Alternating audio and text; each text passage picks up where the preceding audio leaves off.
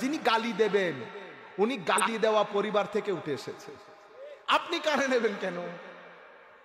কোন ব্যক্তি আপনাকে সম্মান করার জন্য তার শিক্ষা দরকার, তার পারিবারিক নৈতিকতা দরকার। সবাই সম্মান করতে পারে না। সম্মান অনেক বড় নিয়ামত। সম্মান ইচ্ছে করলে আপনি পেতেও পারবেন না, ইচ্ছে করলে আপনি দিতেও পারবেন না। সম্মানের জন্য টাকা না, টাকা সবার কাছে থাকে, সম্মান কারো কারো কাছে থাকে। সম্মান দেওয়ার জন্য স্ট্যাটাস লাগে, সম্মান নেওয়ার জন্য স্ট্যাটাস লাগে। সম্মান দেওয়ার জন্য শুধু শিক্ষা না, পারিবারিক শিক্ষা লাগে। কি লাগে? পারিবারিক শিক্ষা। সুতরাং কাউকে যখন আপনি গালি দেবেন আগে নিজের দিকে তাকাবেন। কি? নিশ্চয়ই আপনার বংশ পরিচয়ের মধ্যে, বংশের মধ্যে আপনার কোথাও ঘাটতি আছে, নতুবা আপনি গালি দিতে পারতেন না।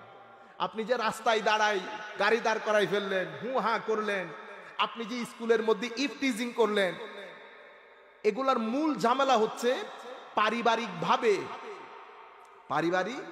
আমি নীতি নৈতিকতার ওই শিক্ষা পাই নাই। সুতরাং আমাদের সমস্যা কোথায় হয়? আমরা অনেক বেশি রিঅ্যাক্ট করে ফেলি। কেন করি? সেটা আমাদের শৃঙ্খলা।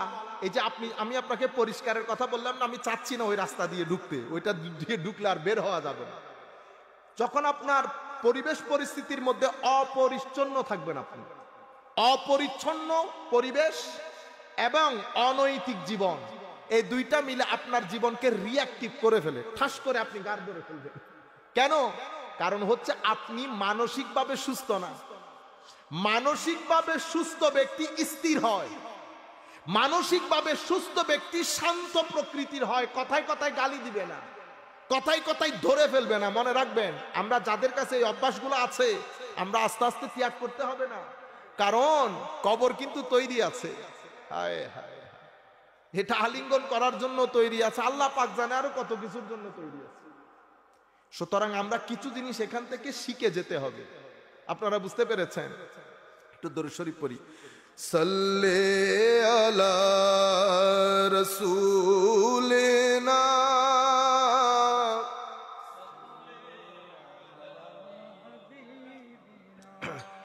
সাল্লে मकीनो मकाम तुम्हारे लिए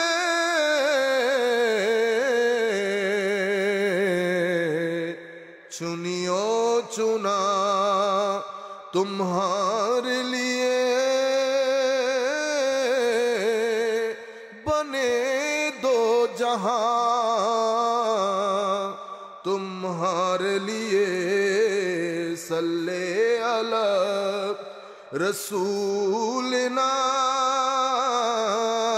सल्ले अला मुहम्मदिन सल्ले अला हबीबना